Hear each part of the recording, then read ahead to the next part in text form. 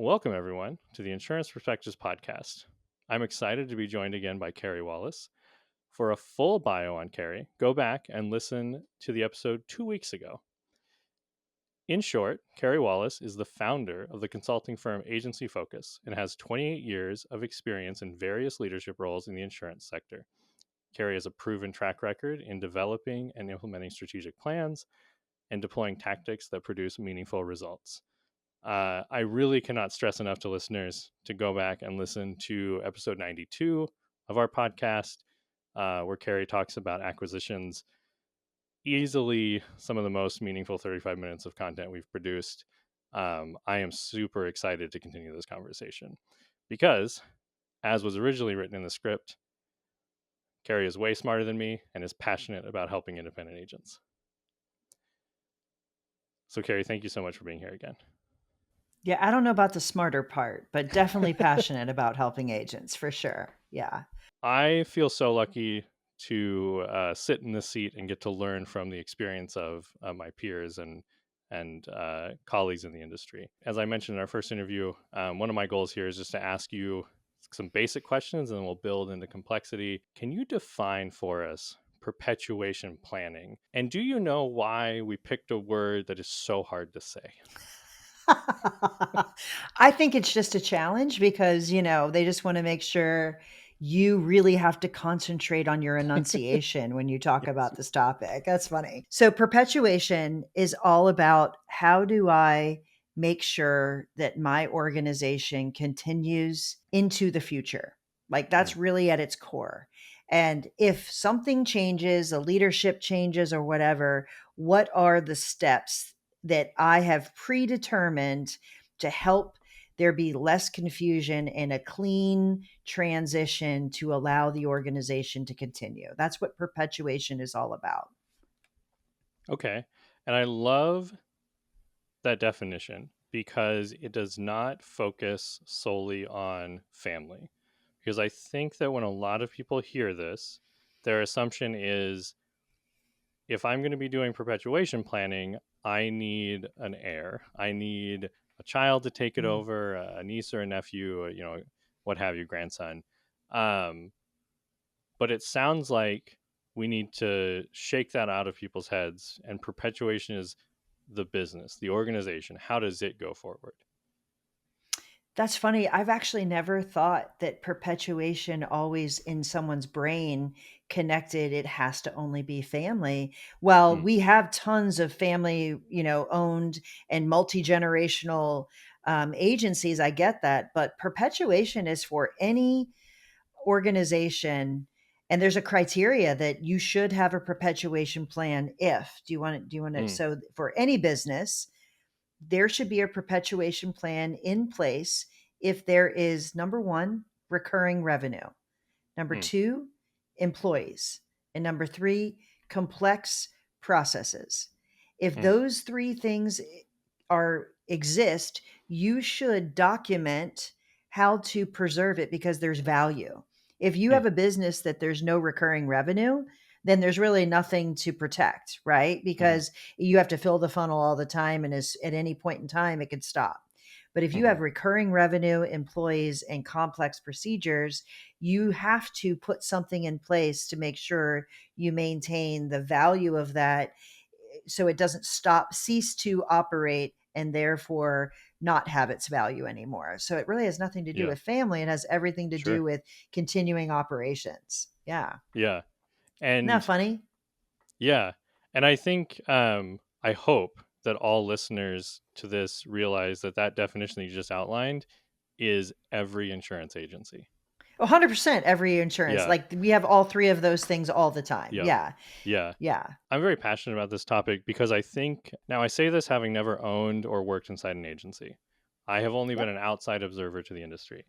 But I feel like in the early aughts through the 2010s, perpetuation was one of the topics dominating the conversation about how does the industry persist in the change of technology and in the advancement of our processes and everything. And my personal perspective is that we never solved the problem. We never came to a good answer. we didn't proliferate the message enough. We didn't proliferate the message of perpetuation planning enough, which is a very hard sentence to say. And I think part of my part of my reason why I believe this is because I believe that the rise in networks and single large agencies is a response to the industry's failure sounds really harsh, but like the industry's um, not quite rising to the need of perpetuation planning, which is why I'm really glad we're having this conversation, because I think it's something that we still need to wrestle with. And you kind of tackled my next question already, but let's reiterate it for the audience.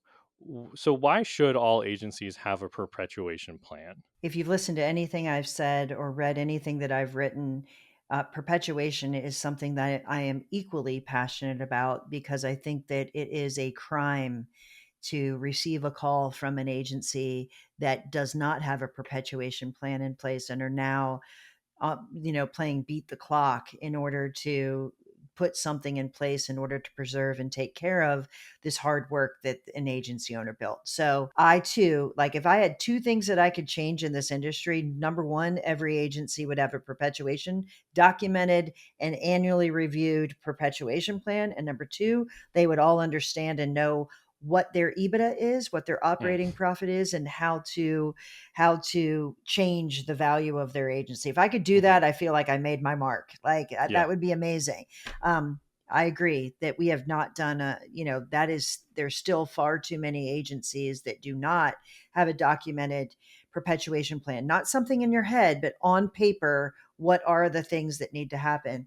And the reason why I'm so passionate about it is because not having a plan is one of the fastest ways that an agency will sell at a discount. And I think it's Mm-hmm. a crime. I think that, Mm-hmm. that uncertainty that is created when a single life event occurs in an agency where there's a single owner, um, staff gets nervous, Yeah. customers get nervous, carriers eventually get nervous, and that agency's value drops while people are trying to scramble and figure out how to sell the agency, transition internally. It is a crime, in my opinion. And that pause doesn't need to be as long as if you had a plan, you could put that into motion so much quicker. And the pause is now, hey, we have a plan. You can rest easy. You have a job. We can take care of you, Mr. Customer. And oh, Mr. Carrier, we also have a plan. Like that comfort that you can give them by having a plan takes part of the stress out of what is one of the worst things you're probably ever going to face when a loved Yeah. one is no longer here. Right. Yeah. So, yeah. This memory came streaming back into my head. I started at HawkSoft in product support, and we all acquire every product support rep at HawkSoft over time develops what we call our like pet accounting call, where there's an agent that will reach out to us, like an individual specifically, because we understand their accounting workflows, and we have like helped them untie a really tricky knot, and now we're bound for life. And unfortunately, my person died in a motorcycle accident, Oh, so um, sorry to hear that. and his wife had to take over the agency, and they did not have a plan. And it is one of those situations.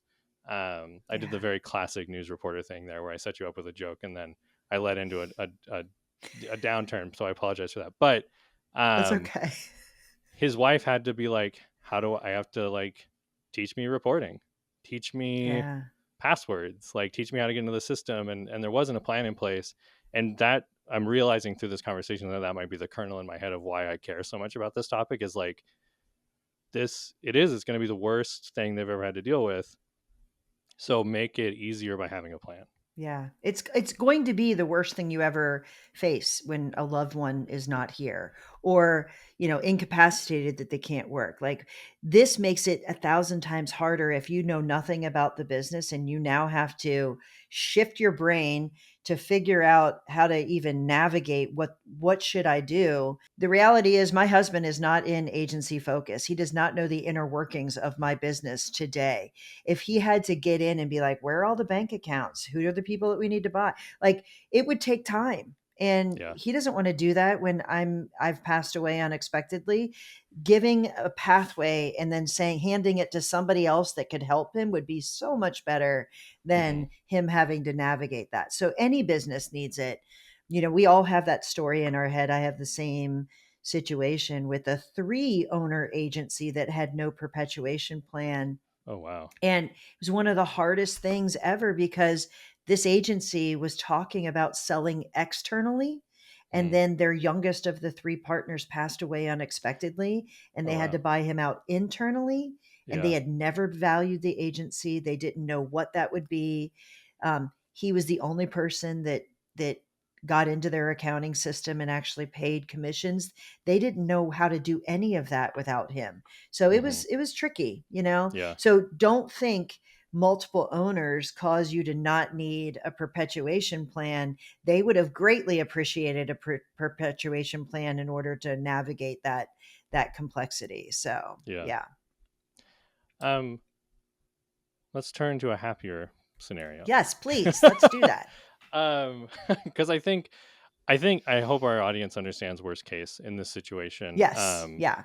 Because and I mean, internally at HawkSoft, we try to do this as much as possible. Document processes, cross train. Yeah. We like to say here's my segue.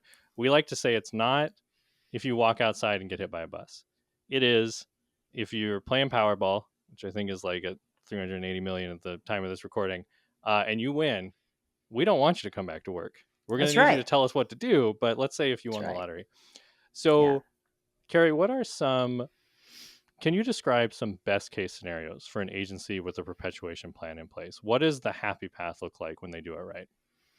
Yeah. I think there is a clear cut plan for if something happens to me and I'm not able to come to work or I don't want to come to work, who has the ability to step in and have first right of refusal?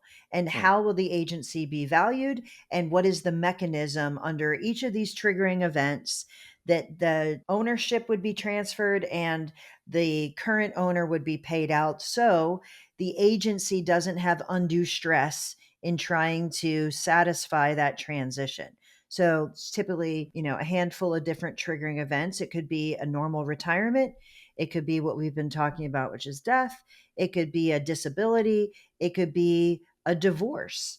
It mm, could be a financial hardship. There could be, if in a family run business, it might be if these 2 people are no longer married, it is an automatic that someone has to buy each other out. So we mm, don't create hardship for the agency. What's great is the perfect scenario is when everything's great, put these things on paper. And therefore, when things aren't great, you're not trying to figure out what's going to happen.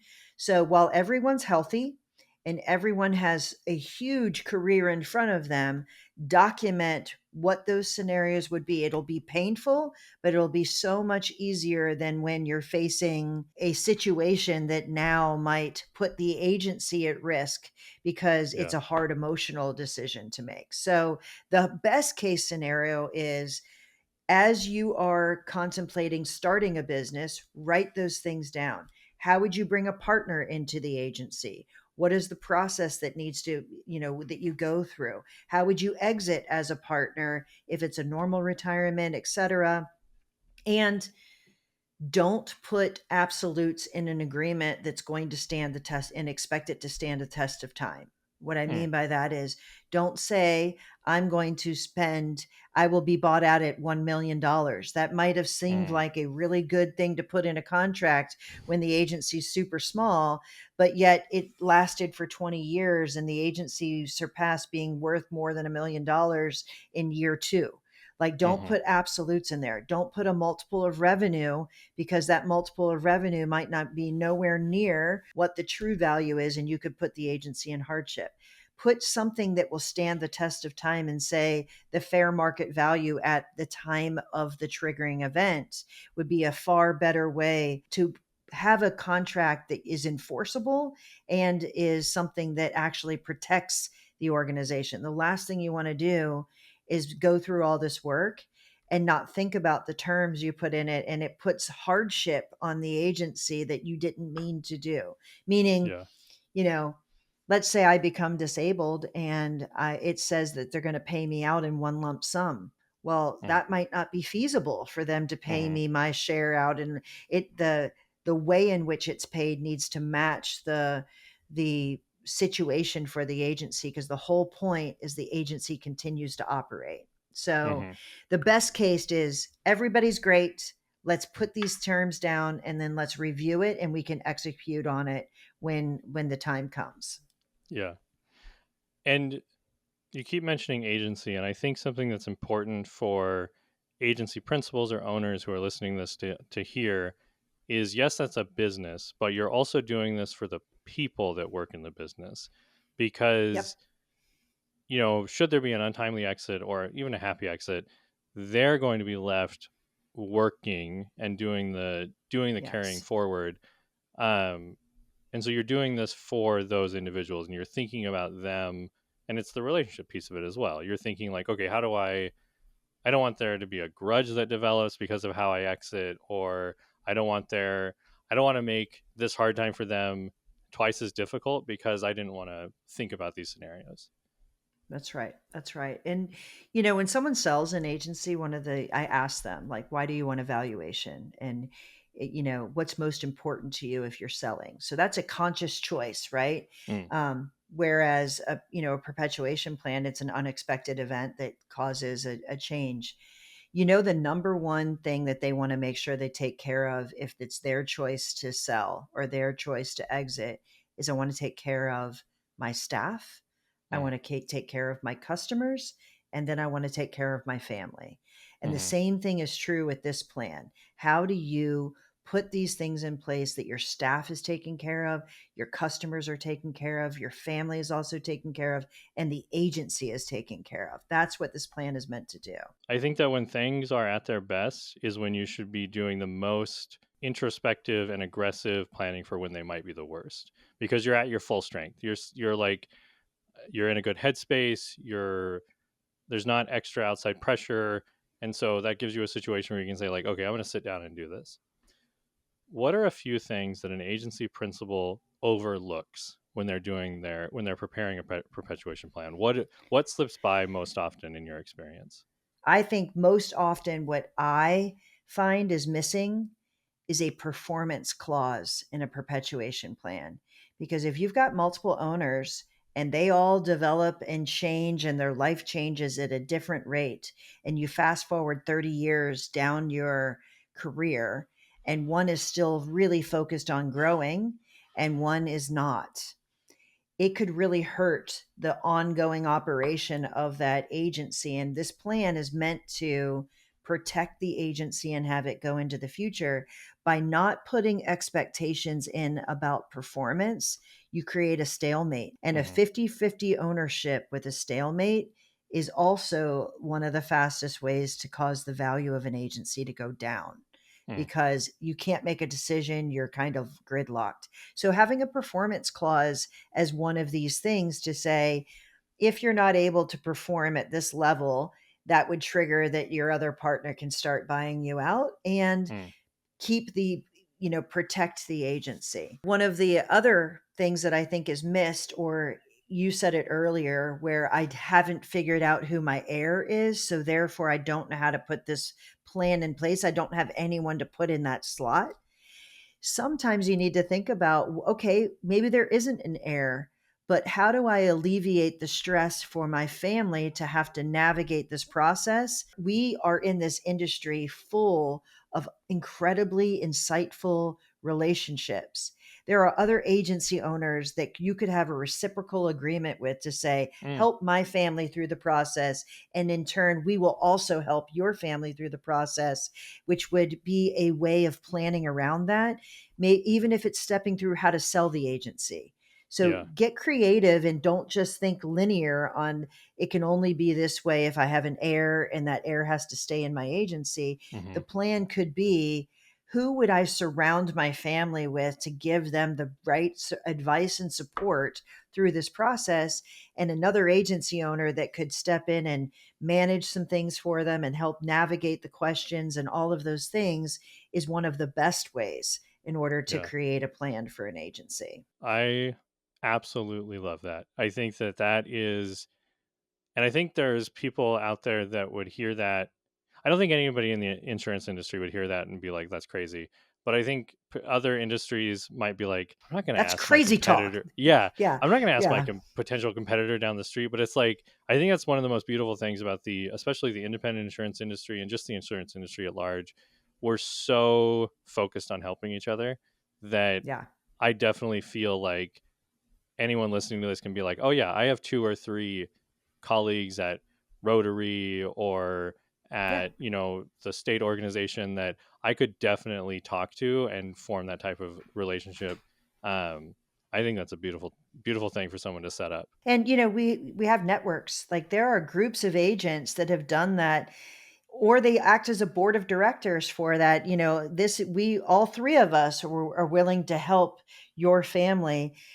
That could include a first right of refusal for one of them to be a potential buyer as well. Like, don't get me wrong, but it is a great way to solve a problem that seems unsolvable, especially if you've put all your eggs in one basket, you've mentored someone and then they leave the agency and then Mm-hmm. there is no plan.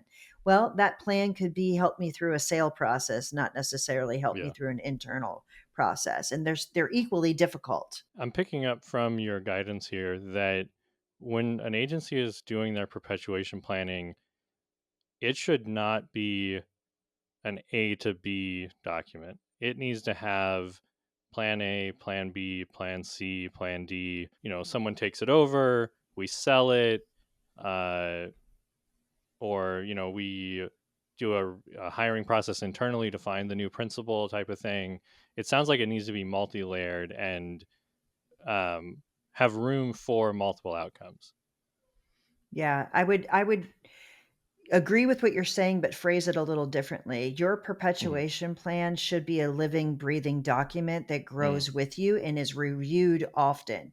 So let's say you have an agency and I am your daughter, you sell the agency and I take over. Once I become the owner, I should reassess this agreement and say, does it actually reflect the things that I need for the Mm-hmm. time that I'm running this agency, or are there things that we need to update? I might say, no possible way I can run Kenny's agency without a partner. I Mm-hmm. absolutely need a pathway to bring a partner in.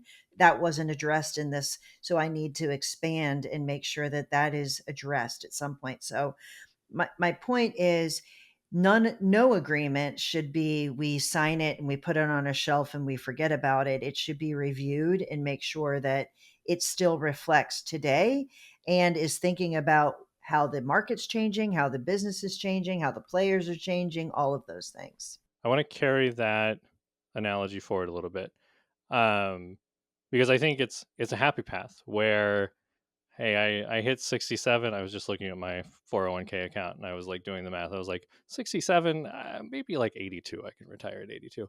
But let's say I hit 67. I'm like, okay, I'm done. I've had a successful career. I'm ready to pass the agency on. But I'm still around. I still exist. I still live in the community. I still play golf with my clients. What are some ways to alleviate discomfort during the process, during the perpetuation process between the, let's say, former agency principal and the person the agency is being passed on to? An agent that I recently worked with was selling his agency to his son, and he had bought his agency from his dad. And the best thing he told me was, I had no idea when I was the buyer of this agency. And I think back of how I viewed it as my father and I navigated this. And now that I'm in my father's shoes and I'm navigating it with my son, I would have done it so differently as a son than I'm doing it as a Mm, father, with that knowledge of how difficult it is to imagine yourself as not part of an agency that's been part of your world for what may be 40 plus years of your life. Empathy is a really strong thing, and you need to have it on both sides, because that can become a tumultuous, or create some friction. And without empathy, it's easy to go to a place that you shouldn't go to. They had a beautiful transition, don't get me wrong, but I'll never forget. He's like, when someone has a dog that passes away, you say, oh man, I feel really bad for you. That's whatever. And then when your dog passes away, you're like, oh, I was, like once you're yeah. experiencing something, you now know firsthand what it's like. And that's what he was doing, reflecting. in that situation. So my advice would be give grace Mm, and have patience and communicate, because it is not an easy transition for either side. mhm, And I would also think about it in steps. Don't be like a mhm. bull in a china closet and say, I have to have everything right now and be in Yeah. such a hurry. Be thoughtful about steps, because Mm, it is it's an emotional process, it's a financial process, and it's a culture process, and you need to really be mindful of that. And no one person does it the same, so yeah. comparing to others is really, sure, get perspective, but don't assume that that's going to be yours. So I'd say lead with empathy all day long. I have two good agency owner friends, both acquired their business from a father-in-law and a father. And I definitely have had conversation with them about the kind of the wounds inflicted through that process. And I completely agree. I think that obviously I'm biased because I talk to them more. I've never talked to their fathers and father-in-law. I think on the buyer side, developing that empathy is huge, and understanding just what a big thing it is. And I think that in the family sense, there's probably often a feeling of like, well, I've also been here for 20 years. This is the right process. This is my inheritance, or this is how it should be. But I definitely agree that we should also look and think like, oh, hey, this person has put blood, sweat, and tears into this business, and the reason I'm even able to carry it forward is because of the work they did. And so having some understanding of that, and then yeah, I think stepping through it, and definitely not saying like, well, if I don't have this done by Tuesday, it's not going to happen. It's like, well, hopefully everybody's in good health and around, and it can be longer Yeah. conversations. I think communication, like if you have a drop dead date in mind, then you need to communicate that far in advance and be working in steps towards it.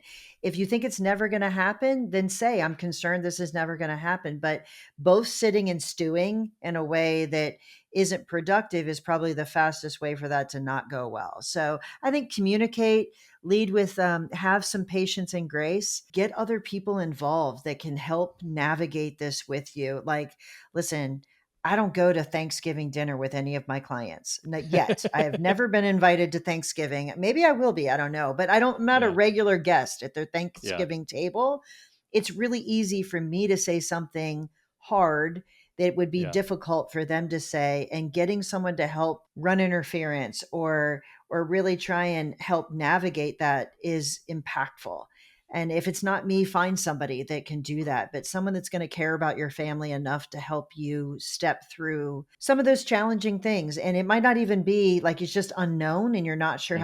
how to approach it, and they can help you find a pathway to approach it. From everything you're saying, a mediator really benefits the process. And it sounds like Agency Focus offers that service. We do. Yeah, It's actually one of the things I'm most passionate about. I mean, it's excellent. such a need. We Hmm. we are not a, it's a cookie cutter and everybody goes through the same thing. We are about Yeah. getting to know your agency and helping you where you are, get to where you're going. I don't know about you, but I have a get to job. I get to do the things I love to do, and this is one of those things that I love doing. So then you've given a few examples, but can you talk about a time or two where you've witnessed a really well executed perpetuation plan? We have several clients that it is a multi-year process to go through a perpetuation plan where it's thoughtful. There's a valuation that's done, there's a map that's set out. We identified some of the things that might be bumpy in a transition if we did it today, and we have time. So, what I Mm, mean by that is, the owner that's currently there has a body of work. You have to figure out who's going to take over all of those responsibilities, and the people taking over the responsibilities also have a body of work. They might be your best producer, they might be your operations person, they might be, whomever they are. How do you redistribute responsibilities and hire and mentor during a period of time so the exiting owner has great confidence that the future owner is set up for success, that your staff has been able to watch that transition and learn to follow and respect the future owner even while the current owner is still there? That is the best scenario. And I have a few clients. I actually had 4 clients this year where the actual transition had occurred for ownership, but the responsibility had been being transitioned over a 4-year Mm, period prior to that, where on January 1st it became official. All of them were a very well thought out um, transition in hiring and responsibility. That's the beautiful thing, because the staff's not shocked. The exiting owner's not shocked. The incoming owner is set up for success. Now, I'm not going to say when, it officially changes and all of those responsibilities and decisions are on the new owner, it's not still oh my goodness, but you had so much more time and ability to be mentored through many of those decisions that they're so much better prepared than someone who did not have mentorship. So that's what I would describe as a wonderful, very successful transition for everyone involved. combining that with your advice earlier that the perpetuation plan is a living document, that definitely can mean that if you're planning far enough and ahead, you can aim at a target and be mindful about kind of starting to share responsibilities, or the the parallel that's in my brain is when I joined HawkSoft, we were around 60 employees, 65 employees. We're now around 170. And something I've seen over the last decade is Paul Hawkins, our CEO and one of our co-founders, gradually, as time progresses, intentionally turn over some of his responsibilities to individuals. Outside of this podcast, the real job I do is something that Paul did. And I was just brought in to be a person to take over that piece of the responsibility. A part of that is as we grow, he has more focused responsibility as a CEO. But he also recently, intentionally made Sean Hawkins president of the company, as like a step towards that perpetuation. I got so close to finishing the episode without messing up the word perpetuation. Jeff, leave that in. It can be intentional. It can be, and he has no intention of retiring, but he's just thinking of the long term plan. And agency principles can take that work too. It's both a natural part of growing, and it sounds like it is key to a successful perpetuation. What I love about what you just described, everyone in that organization is watching that happen and they're not nervous about what's the unknown. We don't know what's going to happen. Like, that's the piece without a plan. You could have it in your head. You've not communicated, you've not taken any steps, but your staff is nervous because they're watching you age and they don't know what this is like. And we live in a world where M&A is happening, and Mm-hmm. they don't even know that you've got something under control. And in Mm-hmm. their brains, they could be thinking, but this is my livelihood. I want to make sure I control my destiny. And you could lose great talent because you didn't do these things and you're not Yeah. sending these signals and you're not taking the steps. So I love, love, love hearing that. We actually had them on our podcast to talk about perpetuation because they're such a great example of it. So Mm-hmm. I'm glad you brought that up. Yeah.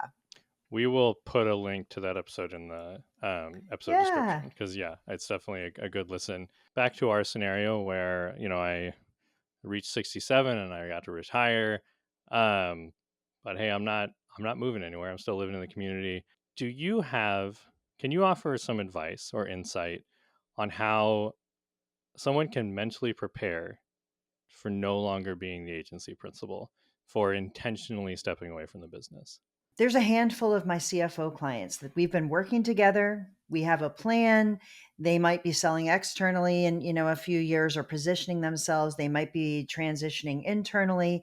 But this topic in and of itself is where we're spending a lot of our time. Like, what will I do with my days when I make this happen? Some of them we contemplate, like, what are your passion things that you never were able to get to because you were building Mm-hmm. this business? What gives you joy outside of your agency? And sometimes it's all my friends became the people in my agency, all of my community sees me as this. It's so much part of my identity. I've never thought about that. And I think it's really important to start thinking about that several years in advance before you're facing it, because it will cause people to say, I'm going to stay in this seat, even Mm-hmm. though I'm probably not much, I don't have the same energy I had 10 years ago, but it's frightening to think of myself without this identity part of who I am. I just think you have to ask yourself, where do you find joy? How do you want to spend your time? What are the things that were on your bucket list that you never got to? And not every transition is an end. It could be the Hmm. beginning to something that's really, really cool. Like my career is actually three distinct things. And what is the next thing you want to do to make a difference in this world is typically where people light up. They're like, oh, never thought about it that way. Hmm. They're not, you got to stop thinking about it as an end and potentially a beginning of something. Yeah. So yeah, I love that question, but it is a thing that many people wrestle with because, Yeah. this is an industry you have your head down, you're working really hard and all of a sudden you look up and time has passed. That is for Hmm. sure. I talked about my dad in the first episode. He was a fire chief, and from the time he was 18 on, he was a career firefighter. So he retired fairly early in his life, and failed at it, which I think he'd be comfortable with me saying. And he went back to being a fire chief for another decade plus, and then he's on his second successful retirement. He's currently catching all the fish in a lake in Oregon right now.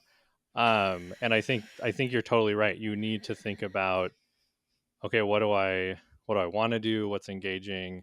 Um, and I love the positive perspective of like, hey, now you have all this time and energy. How are you going to impact the world in a different way, or in like a continuing way? I know a lot of agency principals and key agency staff get involved in Rotary because of the business connections. Organizations like that have huge philanthropic efforts that you can kind of pivot to and whatnot. So I think that is definitely a meaningful thing for people to start considering. One of the agents that I worked with, he actually went back and is volunteering in middle school and high school, teaching kids how to interview, teaching them how to position themselves to have a professional career, being a mentor to kids that don't have that at home. Like there it doesn't have to be huge. It just has to be something you're passionate about. You know what I mean? So there's lots of ways to think about it. I think talking to someone that can help Mm, challenge you through that, and there's some books about it, there's all kinds of ways to do it. I've often said when I started this career of mine, I have a finance degree. Obviously numbers are my thing, and I really thought what will make me incredibly valuable is if I had a finance degree and a law degree. But the mm. reality is, what would make me incredibly valuable is a finance degree and a psychology degree, because this Sure. topic and this topic alone, Yeah. so And I think, spending time maybe reflecting and talking with your religious folks, or I'm a huge fan of therapy. Talk to your therapist about it. I think that self-reflection is huge. um, I definitely benefited from introspection on like, oh, I need to do something creative in my life out when I'm not working, or trick HawkSoft into agreeing to let us do a podcast so I can do a creative stuff at work. um, I'm kidding, it wasn't a trick. We told them why we wanted to do it. I mentioned this in the first episode, but Carrie, like, these two conversations have really cemented in my brain, like, this is where Carey Wallace's reputation comes from, because you are a phenomenal guest and a wonderful mind that I'm so glad is in our industry. Um, Thank you so much for being on this episode with us. I am so grateful. yeah, thank you for having me. Thank you for listening to today's podcast. For the best way to contact today's guest, click the episode description. We appreciate you listening and hope you join us next time on the Insurance Perspectives Podcast.